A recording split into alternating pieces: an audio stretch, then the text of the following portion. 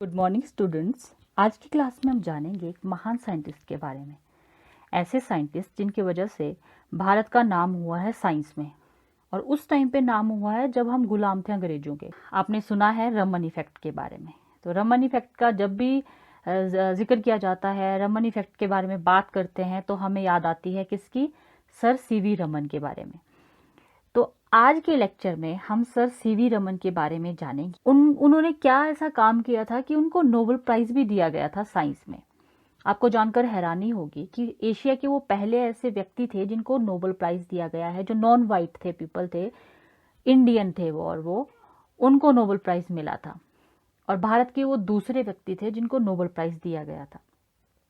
इससे पहले जो फर्स्ट नोबेल प्राइज दिया गया था, आप जानते होंगे, वो रविंद्रनाथ टैगोर को मिला था लिटरेचर में। लेकिन साइंस में नोबेल प्राइज पाना बहुत बड़ी बात है। तो आज के लेक्चर में हम जानेंगे कि सीवी रमन की लाइफ कैसे थी, कैसे उन्होंने अपने जीवन को व्यतीत किया, कहाँ उनकी स्कूलिंग हुई, उनके माता पिता के बारे में पढ़ेंगे, ठीक है, और उनकी उन जो साइंस में मेनली उन्होंने जो काम किया वो क्या क्या किया, ठीक है। तो इसको हम एक स्टोरी की तरह, आप लोग इसको समझने की कोशिश करना। स्टोरी की तरह ही मैं आपको बताऊंगी। इंटरेस्टिंग है और मेरे लिए प्राउड की बात है, आप सबके लिए प्राउड की बात है कि हम ऐसे महान साइंटिस्ट के बारे में बात कर रहे हैं, ठीक है, जिनकी वजह से भारत को एक अलग ही पहचान मिली है। तो कहानी शुरू होती है जब उनका जन्म होता है। जन्म कब हुआ? उनका जन्म हुआ 7 नवंबर 1888 को, और ये त्रिचनापोली स्थान था, शहर था। उनका जन्म उस टाइम हुआ जब हम गुलाम थे, अंग्रेजों के अधीन थे। तो ये बंगाल प्रेसिडेंसी में होता था शहर, और आज के टाइम में ये इस शहर को कहा जाता है तिरुचिरापल्ली, जो है इंडिया के साउथ पार्ट में। साउथ पार्ट यानी कि तमिलनाडु में है ये। साउथ में से सिर्फ तमिलनाडु का जो तिरुचिरापल्ली जगह है, वहां पर इनका जन्म होता है। तो थोड़ा इनकी फैमिली के बारे में जानते हैं। इनके माता पिता जो थे, उनकी उनकी वजह से भी इंटरेस्ट बना था साइंस में, क्योंकि इनके जो पिताजी थे उनका नाम था चंद्रशेखर रामानाथन अय्यर। वो एक टीचर थे, वो मैथ्स और फिजिक्स के। इनकी माताजी का नाम था पृथ्वी अम्बर। इनकी माताजी को जो पढ़ाई करवाई गई थी वो थी इनके रमन के जो पापा थे ना, उन्होंने पढ़ाया था अपनी वाइफ को। तो एक और इंटरेस्टिंग बात, ये 8 भाई बहन थे टोटल, सीवी रमन जी। उसमें से ये सेकंड नंबर पे थे। तो 8 बच्चों के परिवार में, जब हम अंग्रेजों के गुलाम थे, परिवार को चलाना बड़ा मुश्किल था। आय के साधन उतने होते नहीं थे, इनकम सोर्सेज नहीं थे। पर इनके पिताजी टीचर थे। ये बात इतनी इम्पोर्टेंट है। कहाँ पे इम्पोर्टेंट है? क्योंकि एक रोल प्ले करता है ना ये, कि आपके बच्चे में आपके ही तो गुण जाते हैं।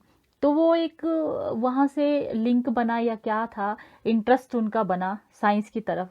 इंटरेस्टिंग बात यह है कि इनके पिताजी जो थे वो साइंस में फिजिक्स और मैथ्स के टीचर थे वो, ठीक है।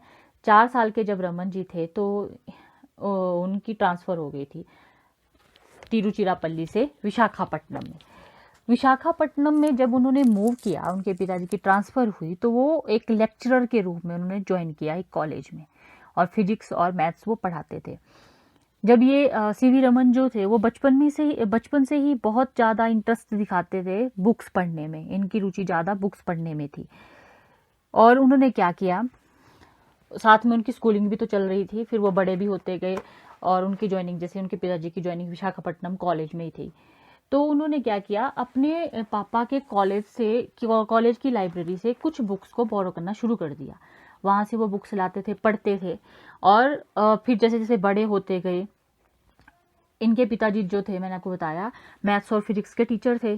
तो उनकी जो किताबें थी जो उन्होंने खरीदी हुई थी, तो उनको भी इन्होंने पढ़ना शुरू किया। बड़े होते गए तो उन बुक्स का जो जो उसमें कंटेंट है, जो लिखा गया है, उसका मीनिंग इनको क्लियर होता गया, ठीक है। जैसे जैसे मीनिंग क्लियर होता गया, वो और उनका इंटरेस्ट उसमें बनता गया कि किस तरीके से हम अपना काम आगे कर सकते हैं। तो साइंस में इनकी रुचि शुरू से ही थी। ऐसे ही इनकी स्कूलिंग चलती गई, आगे वो पढ़ते गए। और फिर क्या हुआ कि उसके बाद उन्होंने 10th अपनी क्लियर कर ली, मैट्रिकुलेशन एग्जामिनेशन पास कर दिया। +1 2 की जगह FA ऐसे कहा जाता था, वो उन्होंने अपनी पढ़ाई वो भी कंटिन्यू कर दी, वहाँ पे वो भी सारा काम उन्होंने कर लिया। फिर क्या था, कॉलेज की बात थी। उसके बाद कॉलेज उन्होंने ज्वाइन करना था, तो मद्रास में प्रेसिडेंसी कॉलेज जो था वो उन्होंने ज्वाइन कर लिया वहाँ जाकर। उस कॉलेज में ग्रेजुएशन BA में इन्होंने ग्रेजुएशन की। आज हम बोलते हैं ना कि BSc कर दिया, तो BA में इन्होंने इंग्लिश और फिजिक्स में गोल्ड मेडल हासिल किया। देखो, इससे पहले जब तक CV रमन ने फिजिक्स में इतना अच्छा काम नहीं किया था, उससे पहले तो भारत की मतलब फिजिक्स में डिग्री भी नहीं मिलती थी। BA में इन्होंने किया। जब भी आप इनके बारे में पढ़ेंगे तो ऐसे आएगा, BA इन इंग्लिश और उसमें फिजिक्स में बात करते हैं मेनली। मैं आपको बता दूं, CV रमन ने जो अपनी स्टडी जो भी की है वो फिजिक्स में काम किया है इन्होंने, उसी के वजह से इनको जाना जाता है। रमन इफेक्ट सबसे फेमस जो उनका काम था उसके नाम पे ही इनको जाना जाता है, और उसी के बेसिस पे रमन इफेक्ट जो आपने पढ़ा भी होगा, थोड़ा बहुत सुना भी होगा उसके बारे में, उसी के बेसिस पे इनको नोबेल प्राइज दिया गया था। जानते हैं, अभी धीरे धीरे हम बात कर रहे हैं। तो जैसे उन्होंने कॉलेज ज्वाइन कर लिया, ठीक है, ग्रेजुएशन के लिए। पहला साल जब पास करके वो घर आए तो इनके मम्मी पापा ने देखा कि इनकी तबीयत तो बहुत खराब है। खराब तबीयत ये है कि वो बहुत वीक हो चुके थे, पढ़ाई में इतना डूब चुके थे, बाकी चीज़ों का ध्यान ही नहीं था। तो उनको बहुत टेंशन हो गई। फिर उन्होंने क्या किया, जो उनके दादा दादी थे उनको उनके साथ शिफ्ट कर दिया, मद्रास में घर बना दिया, और साथ में उनको रख दिया वहीं पे कि आप इनकी साथ में देखभाल भी करेंगे, और एक साथ होता है ना फैमिली का, वैसे उसके लिए रख दिया उनको। फिर बहुत अच्छे उसमें स्कोर से, बहुत अच्छा रैंक से गोल्ड मेडल इनको मिला फिजिक्स और इंग्लिश में, जब ग्रेजुएशन कंप्लीट कर दी। फिर बात आई कि अब क्या करें, मतलब मास्टर डिग्री कहाँ से लें। तो एडवाइस इनको मिली कि ब्रिटिश जो लेक्चरर थे उन्होंने एडवाइस किया इनको कि आप मास्टर डिग्री के लिए UK चले जाओ। लेकिन मद्रास के एक सिविल सर्जन थे, उन्होंने कहा कि आपकी हेल्थ जो है वो उस क्लाइमेट के हिसाब से, यानी कि ब्रिटिश क्लाइमेट के हिसाब से ठीक नहीं है, तो आपको मैं ये एडवाइस करता हूँ कि आप इंडिया में ही रुको। तो उन्होंने उनकी एडवाइस को मान लिया, और उन्हीं का ही ये नतीजा है कि आज वो जो काम हुआ है, जो पहचान मिली है, वो भारत के पूरा का पूरा क्रेडिट भारत को ही मिलता है। अदरवाइज आप देखते होंगे आज दुनिया की जो बड़ी बड़ी कंपनीज हैं वो इंडिया के ही लोग हैं, यहाँ से वो चले गए हैं, और क्रेडिट क्या मिलता है, कुछ भी नहीं। ये कहा जाता है भारतीय मूल के जो निवासी हैं, कल्पना चावला है या बाकी जितनी भी आप CEO हैं, गूगल का है, बड़ी बड़ी कंपनीज हैं, वहाँ पर उसी देश की तारीफ होती है, उसी देश का नाम होता है, उसके पीछे जो काम कर रहा है वो इंडियन है। इसमें बस इतना कोई जिक्र नहीं होता है। तो हमारे देश को वो पहचान नहीं मिलती अगर CV रमन भी वहीं पे शिफ्ट होते, वहीं पे पढ़ाई करते और वहीं पे अपना काम शुरू कर देते। तो उसके बाद जैसे इनकी वो कंप्लीट हो गई, अच्छा उस टाइम पे इनको स्कॉलरशिप भी मिलती थी प्रेसिडेंसी कॉलेज में अपनी मास्टर डिग्री के टाइम पे। उसमें उनमें आउटस्टैंडिंग पोटेंशियल था, और उसकी पहचान क्या है, उसकी पहचान करना उन्होंने खुद ही शुरू कर दिया। जैसे वो उन्होंने अपने टैलेंट के बेसिस पे लेबोरेटरीज में काम करना शुरू कर दिया, इन्वेस्टिगेशन करना शुरू कर दिया, अपने डिज़ाइन बनाना शुरू कर दिया। और नवंबर 1906 में जब वो 18 साल के थे तो उन्होंने पहला अपना एकेडमिक पेपर पब्लिश कर दिया। और सबसे पहले जैसे उन्होंने अपना वो पेपर पब्लिश कर दिया, बहुत बड़ी बात है ये, इतनी कम उम्र पे अपना पेपर पब्लिश करना। पेपर पब्लिश करने का मतलब जिनको नहीं पता है, रिसर्च के बेसिस पे इन्होंने कुछ रिसर्च की, उसकी क्या इम्प्लीकेशंस हैं, क्या रिजल्ट्स हैं, वो पूरी फाइंडिंग करके उस पेपर में लिखते हैं, ब्रीफ करके बताते हैं ताकि वो लोगों को पता चले। ठीक है, तो वो पब्लिश कर दिया, और उन्होंने क्या किया, उस पेपर को अपने एक प्रोफेसर के पास दिया। ठीक है, प्रोफेसर ने ज़्यादा उस पर ध्यान नहीं दिया और उसको जाने दिया, मतलब उतना। अब होता है ना कि वो तो थे तो एक बच्चे ही थे, वो उनमें ज़्यादा से ज़्यादा जानने की जिज्ञासा थी, वो चाहते थे कि उसके बारे में उनको और बताया जाए, लेकिन ऐसा नहीं हुआ। तो उन्होंने क्या किया, उस पेपर को डायरेक्ट सेंड कर दिया फिलोसफिकल मैगजीन में, और वहाँ उस पेपर को एक्सेप्ट कर लिया गया। उस पेपर का टाइटल था unsymmetrical diffraction bands due two rectangular aperture. ठीक है, ये टाइटल था, ये आप देख लेना। और इसका ये पेपर पता किसके बारे में था? बिहेवियर ऑफ लाइट के बारे में। वन मोर इम्पॉर्टेंट थिंग, यहाँ पर जो रमन ने जो अपनी स्टडी की थी फिजिक्स में किया है, उन्होंने साइंस की ब्रांच फिजिक्स में काम किया है, फिजिकल साइंस की ब्रांच है, आप जैसे पहले भी जानते हैं, तो उसमें इन्होंने काम किया है। और मेनली इन्होंने ऑप्टिक्स पे काम किया है, यानी कि लाइट से जुड़ी हुई स्टडी की हुई है। तो ये भी बिहेवियर ऑफ लाइट के बारे में ही था। इसका टाइटल था unsymmetrical diffraction band due to a rectangular aperture. ठीक है, इन्होंने कर दिया, इस पेपर को पब्लिश कर दिया इस टाइटल के नाम से।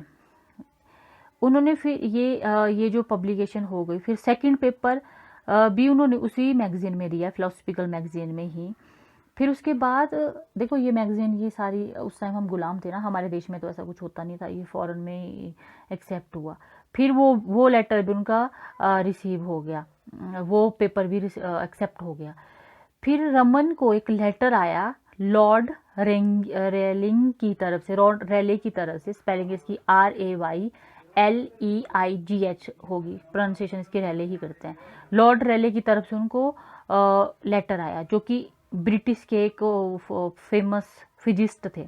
ठीक है, तो उनको नहीं था पता कि रमन एक टीनेज स्टूडेंट है।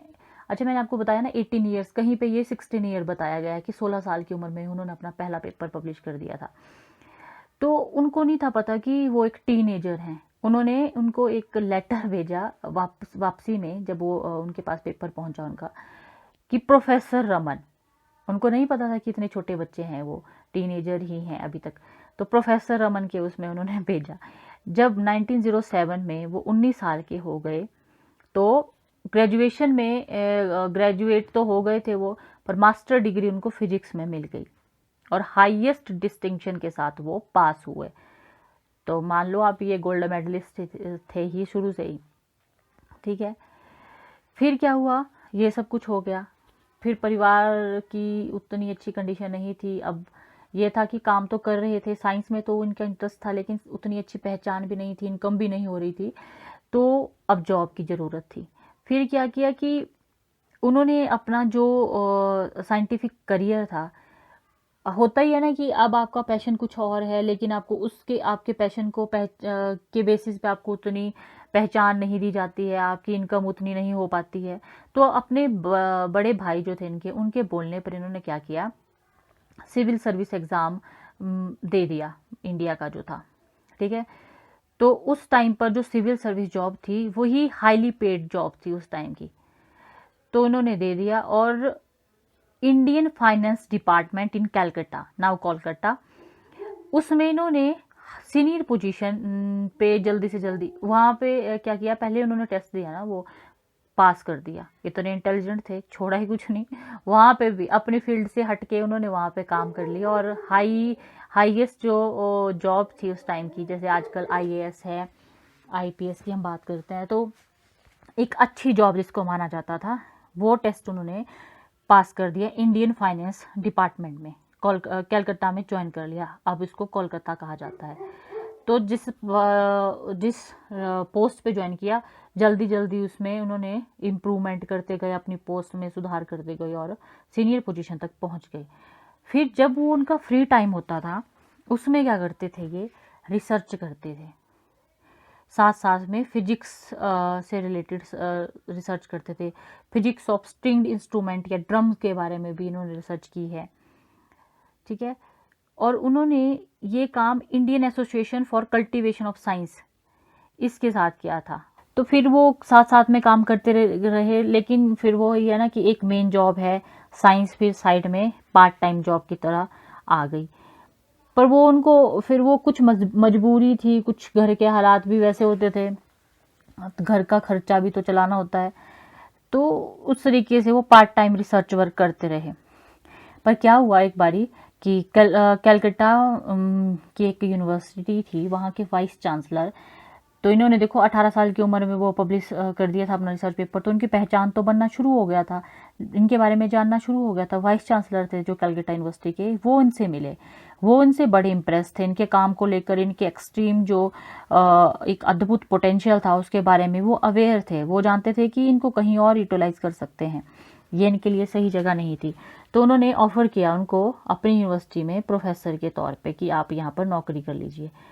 तो अब जो उस टाइम पे उन्होंने ऑफर किया था प्रोफेसर के लिए, तो वो जिस जॉब पे अभी वो थे, इंडियन फाइनेंस डिपार्टमेंट में अच्छी जॉब पे थे, अच्छे रैंक पे थे, वहाँ सैलरी ज़्यादा थी, लेकिन प्रोफेसर की पोस्ट की सैलरी कम थी। पर उन्होंने क्या किया, बिना सोचे समझे वो अपनी जॉब से रिज़ाइन कर दिया और प्रोफेसर की जॉब को क्या किया, ज्वाइन कर लिया। देखो ये होता है ना, जब आपका इंटरेस्ट जिस चीज़ में ज़्यादा होता है तो आप फिर वो रोक नहीं पाते हो खुद को। पार्ट टाइम रिसर्च वर्क उन्होंने स्टार्ट कर दिया था उसी टाइम, लेकिन जब उन्होंने ज्वाइन कर लिया यूनिवर्सिटी को, तो फिजिक्स के लेक्चरर के रूप में, प्रोफेसर के रूप में, तो उन्होंने अच्छे से काम करना शुरू कर दिया और ज़्यादा से ज़्यादा काम करना शुरू किया, अपने स्टूडेंट को इंस्पायर करना शुरू कर दिया। इस तरीके से फिर साइंस में जो था उनका इंटरेस्ट, उसको आगे लेकर गए। और Raman and Rayleigh scattering, Raman effect में भी उन्होंने बात की है बहुत सारी, फिर उन्होंने बहुत सारे काम किए हैं। सर सीवी रमन की कुछ इंपॉर्टेंट पब्लिकेशंस थी, जैसे कि molecular diffraction of light, mechanical theory of bowed strings and diffraction of x-rays, theory of musical instruments, physics of crystals, the new physics. More than 500 original research paper इन्होंने publish कर दिए थे। बहुत ही बड़ी बात है ये, बहुत बड़ी बात है। साइंस में, फिजिक्स में इतना काम किया, 500 से ज़्यादा रिसर्च पेपर पब्लिश करना, सलाम है इनको, ये एक अद्भुत काम है। ठीक है, ओरिजिनल काम किया। जैसे आज के टाइम में हम बात करते हैं रिसर्च पेपर के नाम पे, रिसर्च के नाम पे क्वालिटी उतनी नहीं रही है, आपको बहुत सारी हेल्प मिलती है, आप इंटरनेट से देख सकते हैं, दूसरों का किया हुआ काम कर सकते हैं, आप कोट कर देते हैं, कट कॉपी पेस्ट का सिस्टम बन चुका है। लेकिन ऐसा नहीं था, इन्होंने जो भी काम किया खुद की मेहनत की और 500 से ज़्यादा रिसर्च पेपर पब्लिश किए। तो मैं बहुत ही गर्व के साथ आपको ये बता रही हूँ, और हम बहुत ही भाग्यशाली हैं कि ऐसे महान साइंटिस्ट हमारे देश में पैदा हुए थे। सर सीवी रमन के बारे में और थोड़ा जानते हैं। डेली रूटीन के बारे में उनकी वाइफ लोका सुंदरी ने बताया था कि वो किस तरीके से अपनी डेली रूटीन को फॉलो करते थे, क्या करते थे डेली रूटीन में। 5:30 से 9:30 के बीच में वो रिसर्च वर्क करते थे IACS लैब में, जिसके बारे में मैंने आपको बताया। 10 से 5 वो रेगुलर जॉब करते थे, फिर 5:30 से 9:30 के बीच में वो फिर रिसर्च वर्क करते थे। रमन ने क्या किया था कि अपनी एक जो थी रिसर्च लैब थी वो घर पे ही सेटअप कर ली थी। जब वो पोस्टेड थे कलकत्ता के आउटसाइड, पोस्टेड थे नागपुर और रंगरून में। तो इस तरीके से अब आप देख सकते हैं कि कितनी ज़्यादा इनकी वो थी, जिज्ञासा थी, इच्छा थी काम करने के लिए। इस तरीके से वो काम करते गए। लेकिन एक बारी की बात है, जो ये रमन इफेक्ट जहाँ से स्टार्ट होता है, ये ब्रिटिश स्कॉलर के साथ ही डेक पे बैठे हुए थे, तो उनके मन में ये क्वेश्चन आया कि समुद्र का रंग जो है वो नीला क्यों है। तो जो रेले की बात मैंने की, उन्होंने इनको जवाब दिया उसका कि ये क्या है, आकाश जो है उसकी रिफ्लेक्शन की वजह से होता है, क्योंकि आकाश नीला है इसलिए पानी हमें नीला दिखाई देता है। तो फिर इन्होंने ये वहाँ पर ही संतुष्ट नहीं हुए कि अगर आकाश नीला है तो आकाश क्यों नीला है। तो यहाँ से ही उनके दिमाग में एक कैलकुलेशन, एक जिज्ञासा जाग गई कि मुझे जानना है कि ये क्यों है इसका कलर। तो इम्पॉर्टेंट कंट्रीब्यूशन जो थी रमन की, वो blue colour of sea water था। मैं आपको बता रही हूँ अब ये जो इम्पोर्टेंट काम थे जिनके ऊपर इन्होंने काम किया, स्टडी की, रिसर्च की, ये हैं इनके मेन काम। Blue colour of sea water 1921 में, डिस्कवरी ऑफ रमन इफेक्ट 1928 में, रमन नाथ थ्योरी 1934-1936 में, discovery of soft mode, other contribution, optical and magnetic anisotropy, acoustic and Indian classical music, crystal dynamics, physiology of colour and vision. ठीक है, ये important काम थे जिन पे इन्होंने रिसर्च किया बाद में। तो सीवी रमन के बारे में पढ़ रहे थे। जॉब के बाद उनको फिर इन्होंने अपना एक रमन इंस्टीट्यूट भी एस्टैब्लिश किया था, बाद में बना दिया गया था। ठीक है, तो उससे पहले इनको बेंगलोर का डायरेक्टर, जो इंडियन साइंस इंस्टीट्यूट है था उस टाइम पे, तो पहले वो ऐसे व्यक्ति थे जिनको उस डिपार्टमेंट का डायरेक्टर बनाया गया था। लेकिन बात ये थी कि उससे पहले सारे के सारे अंग्रेजी डायरेक्टर बनते थे, लेकिन जब ये डायरेक्टर बने तो उन्होंने ज़्यादा फोकस रिसर्च पे किया कि इंडियंस को भी रिसर्च करनी चाहिए, ज़्यादा से ज़्यादा काम करना चाहिए। लेकिन इनका विरोध करना शुरू कर दिया लोगों ने, और फिर उन्होंने क्या किया, रिज़ाइन कर दिया अपने डायरेक्टर की पोस्ट से, और फिर वो नॉर्मल ही काम करते रहे। ठीक है, इस तरीके से फिर उनका जीवन व्यतीत वो उन्होंने किया, आगे काम करते रहे, लेकिन साइंस के साथ उनका लगाव रहा और काम करते रहे।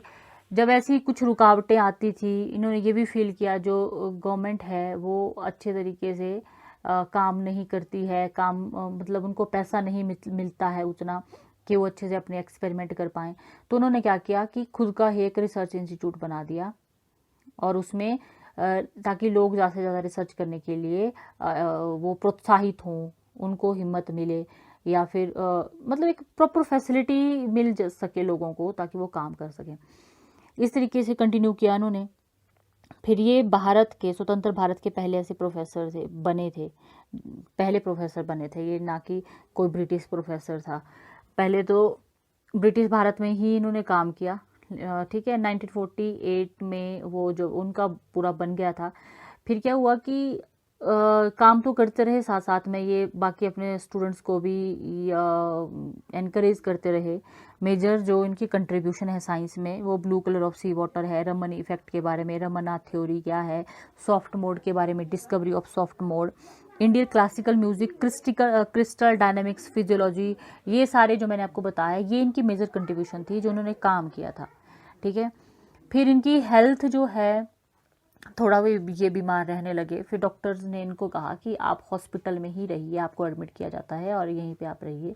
लेकिन उन्होंने डॉक्टर की बात नहीं मानी और वो शिफ्ट हो गए जहाँ पर इनका इंस्टीट्यूट इन्होंने बनाया था, रिसर्च जो सेंटर बनाया था, रमन रिसर्च सेंटर। तो वहीं पे वो रहे। जब इनकी मृत्यु होने वाली थी उससे एक दिन पहले इन्होंने मैनेजमेंट के साथ मीटिंग की और देखा, जांचा कि किस तरीके से काम चल रहा है। तो आप ये यहाँ से देख सकते हैं कि कितनी डेडिकेशन थी इनमें काम करने की। एक समर्पण जब कहीं पे हम दिखाते हैं तो हमें सक्सेस ज़रूर मिलती है। उसी डेडिकेशन, समर्पण के कारण आज हम इनको याद कर रहे हैं, इसीलिए वो महान है, तभी वो सर बने। और 1930 में इनको नोबेल प्राइज़ मिला था रमन इफेक्ट के लिए। रमन इफेक्ट क्या है वो हम डिटेल में जानेंगे कि रमन इफेक्ट क्या था, कैसे इन्होंने डिस्कवरी की। थोड़ा सा मैं आपको हिंट देती हूँ कि जैसे एक तो उन्होंने ऑप्टिक्स के बारे में, लाइट का बिहेवियर क्या है, लाइट के बारे में स्टडी किया। ठीक है, पहले मानते थे स्पेक्ट्रम के थ्रू देखते थे कि लाइन स्पेक्ट्रम में की लाइन्स अलग अलग दिखाई देती हैं, लाइट की जो लाइन्स हैं। तो एक रमन लाइट की डिस्कवरी की थी, फिर उसी से स्कैटरिंग ऑफ लाइट के बारे में जाना, डिफ्रैक्शन ऑफ लाइट के बारे में, फिर रमन इफेक्ट की इन्वेंशन हुई थी। उसी के बेसिस पे इनको 1930 में नोबेल प्राइज़ दिया गया था। एक पिक्चर मैं आपको दिखाऊंगी जिसमें कितने ये सादगी से रहते थे सारे। यहाँ पर ये आपको दिखाई दे रहे होंगे कोट पैंट, और ये बिल्कुल सादगी में है। ठीक है, पतले से, भले ही शरीर से उतने ताकतवर नहीं थे लेकिन दिमाग से बहुत ज़्यादा ताकतवर थे। और 21 नवंबर 1970 को ये इस दुनिया से चले गए, इनका निधन हो गया। तो आज भी हम इनको याद करते हैं और प्राउड फील करते हैं कि हमारे देश में ऐसे महान साइंटिस्ट पैदा हुए। इसी के साथ मैं आज की क्लास को यहाँ पे एंड करना चाहूँगी। आई होप आपको ये लेक्चर पसंद आया होगा। थैंक